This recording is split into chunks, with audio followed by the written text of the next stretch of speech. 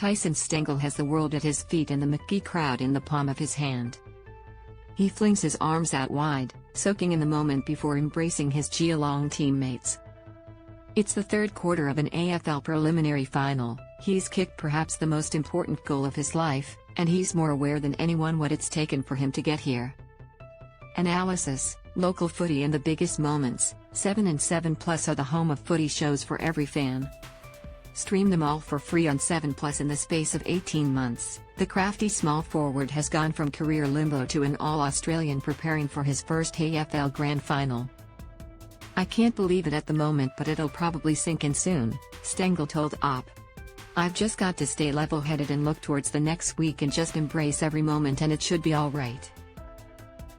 Adelaide cut ties with Stengle last March, in the wake of multiple off-field indiscretions. A top-flight return always loomed, given Stengle's talent. But before he could step back into the AFL world, he went home. Stengle's first steps Woodville West Torrens, the SANFL club that nurtured him as a teenager, welcomed him back with open arms, and Stengle sank into their embrace. "In my mind, I was always pretty confident with my ability of playing footy," he said. "It was just whether I could sort the off-field stuff out and whether I could get fit enough to come back and play at the level. Playing at the Eagles, they really helped me as a footy club, working there and obviously going out and playing on the weekend. My main thing on the weekend was just play well, and then hopefully a club notices and I can hopefully get picked up. After I missed the mid-season draft, my focus was to hopefully go far in the SANFL finals and then get picked up.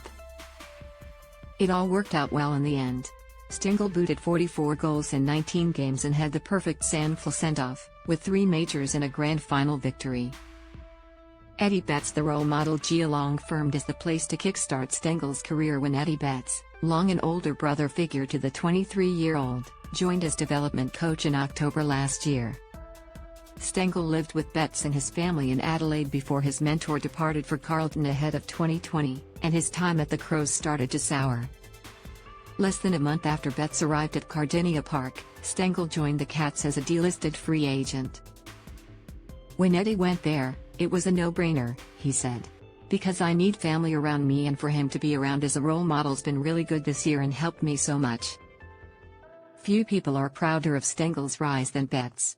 "I told him, you were creating history. You're the first person in history to be a delisted free agent and the next year make All-Australian," Betts told Triple M Radio ahead of the preliminary final. "His story's unbelievable. He's played some great footy. He just needed great people around him, great culture. Coming down to Geelong, being a wonderful culture led by Joel Salwood, Tom Hawkins, and Patrick Dangerfield, and he really blossomed in that multi-year process to get his life back on track." Coach Chris Scott praises the influence of Betts and fellow development coach Sean Grigg and takes pride in how Geelong and the outstanding Stengle have helped each other. "I'm not across every story in the AFL, but it must be a good one if it tops that one," Scott told reporters. "That wasn't a thought bubble whenever we took him, that was a multi-year process to make sure that we could give him an opportunity to revitalize his football career, and I know this sounds a bit trite, but get his life back on track. That is one thing that I look at with the way our club does things, and I'm full of admiration for it. We've got their back. So if it didn't work out for him, we would have done everything we could to make sure that his life was better for having been at Geelong."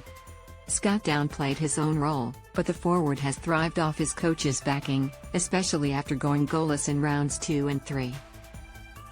Stengle hasn't missed a game and has kicked 49 goals. He enjoys life in Geelong, relishing the 10-minute trip to training that allows him to avoid a 6:30 a.m. alarm, while he's found his niche in the playing group. Veteran Mitch Duncan calls Stengle quiet, but very funny and quick-witted, while Zach Toohey says he fits the Cats perfectly.